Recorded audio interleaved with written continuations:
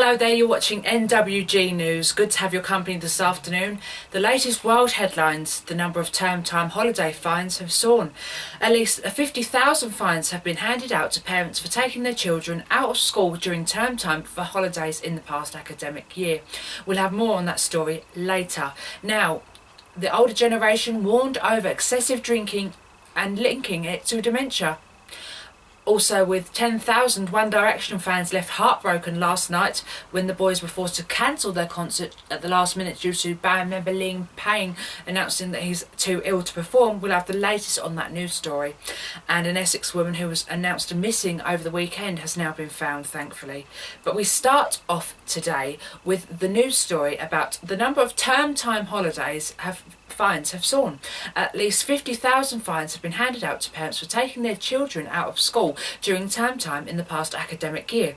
This is a 173% increase on 2012 to 2013, when 18,484 fines were handed out, and the true figures nationwide could be considerably higher, as this only covers 71 countries. Strict new rules designed to prevent and to prohibit parents from allowing to take their children out of lesson time was introduced by the government 2 years ago, and it didn't go down well, to be honest. But campaigners have claimed that they make families feel like they are being criminalised. More than 200,000 people have signed a petition calling for the bans to be scrapped.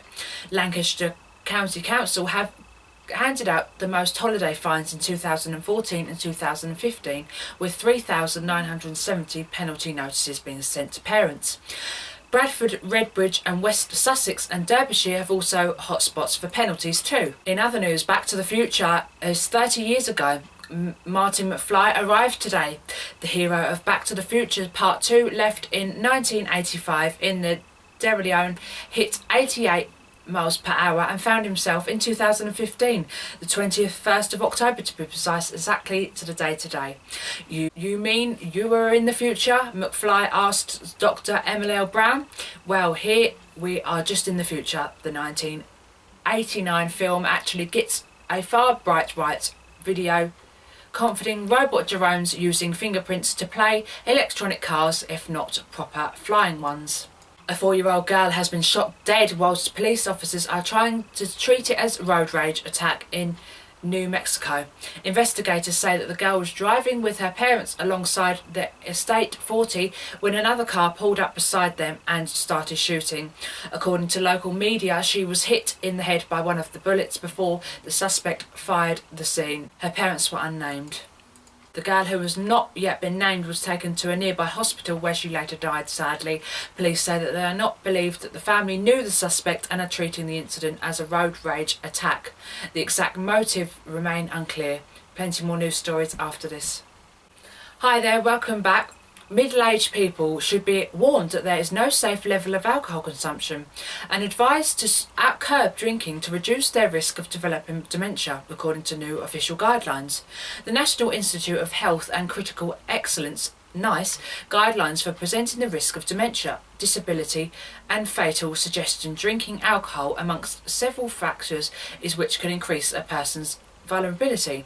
The watchdog called the health service to make unclear dangerous drinking alcohols, encourage people to reduce the amount that they are drinking daily as much as possible.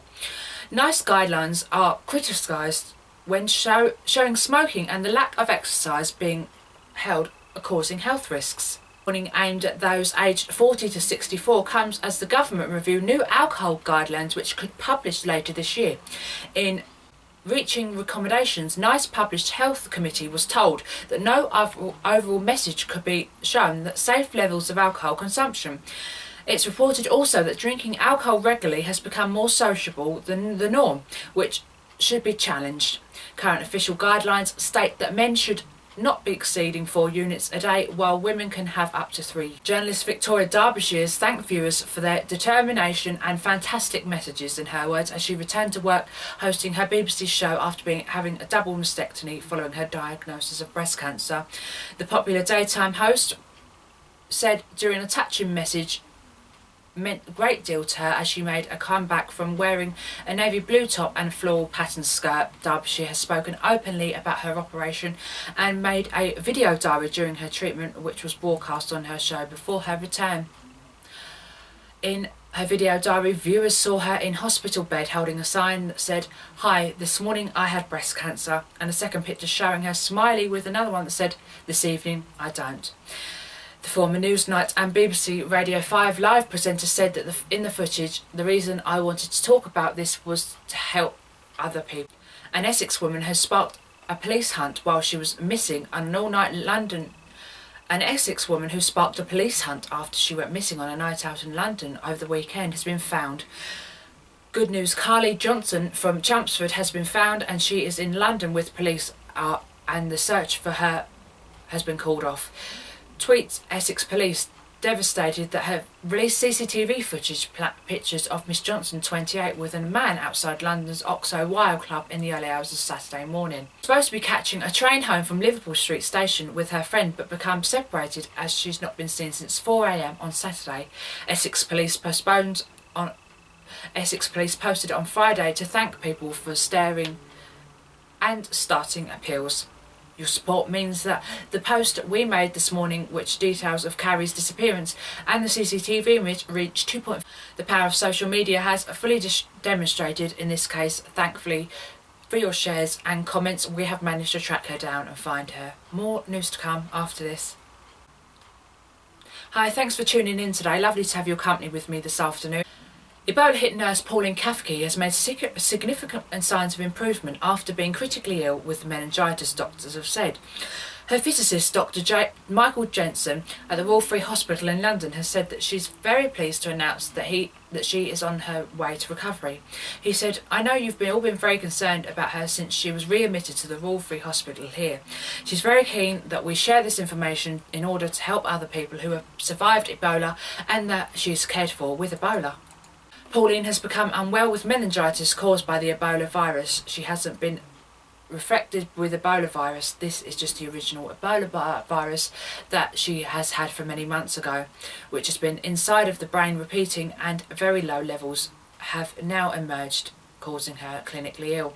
Pauline has become very unwell in the last few days, but is showing significant signs of improvement, thankfully. I'm very pleased to tell you that the last few days she has made significant improvements. Much better now, and plan to paint a picture in her improvement. She is inside isolation until she is out of bed rest and talking freely with the staff and having conversations, beginning to use iPads and beginning to settle in. We are delighted with her progress she has made. We'll keep you posted on that story, and it's absolutely fantastic news. We met Pauline, as we've discussed many times on the show.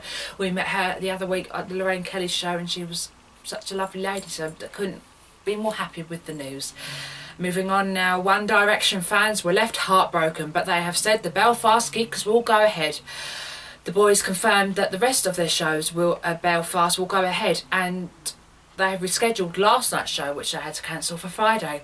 The band were forced to call off the gig last night at the last minute on Tuesday after Liam Payne was taken ill. Fans who packed the arena were left in tears and booed the band as they were told that the news just before they were about to duet on stage. A statement from their agent has said, "Tonight and tomorrow night's One Direction concert in Belfast will go ahead as planned. Liam thanks everyone for their good wishes. Once again, we sincerely apologise for last night's cancellation of One Direction's show." Later, Payne then tweeted, "As I said, I'm feeling much better now and really can't wait to perform and make it up to everyone." The cancelled shows will now take place on the 23rd of October after the Belfast Giants and Sheffield Steel ice hockey teams move their game to let the boys perform.